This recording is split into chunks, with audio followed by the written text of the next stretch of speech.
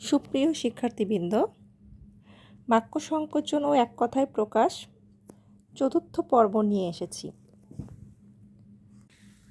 অনুতে বা পশ্চাতে জন্মেছে যে, অনুজ।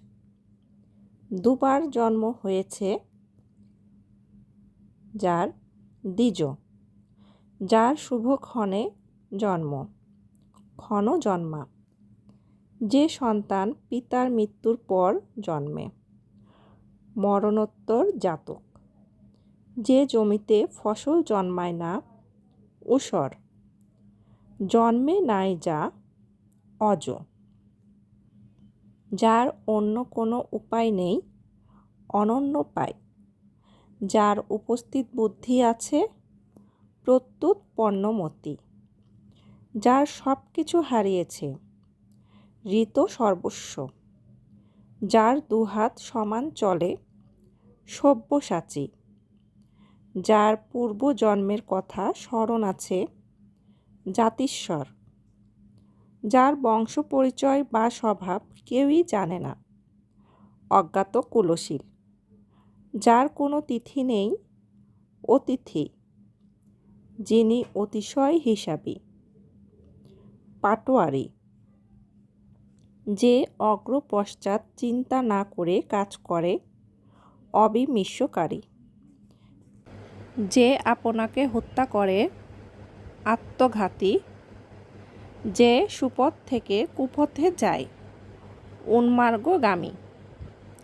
যে অপরের লেখা চুরি করে নিজ নামে চালায়, কুম্ভীলক।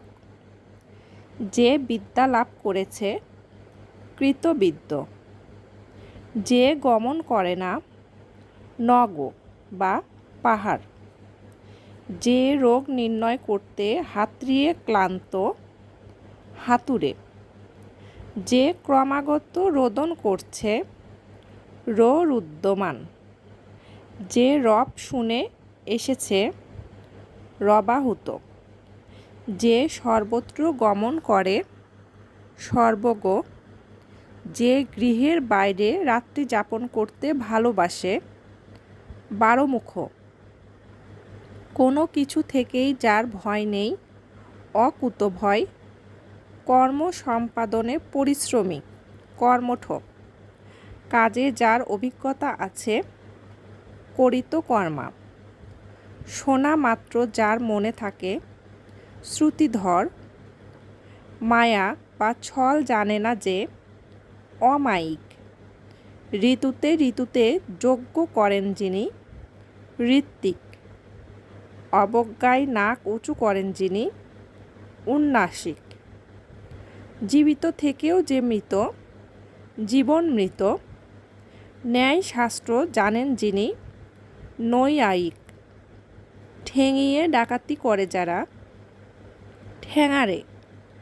ধূর বা তীক্ষ্ণ বুদ্ধি ধারণ করে যে, ধুরন্ধর। সৃষ্টিকর্তার অস্তিত্বে বিশ্বাস নাই যার, নাস্তিক। সব কিছু সহ্য করেন যিনি, সর্বং সহা। ধন্যবাদ। আজ এ পর্যন্তই। আগামীকাল আমরা এর পরের অংশ নিয়ে আলোচনা করব। সে পর্যন্ত সবাই পাশে থাকার অনুরোধ রইল। ধন্যবাদ সবাইকে।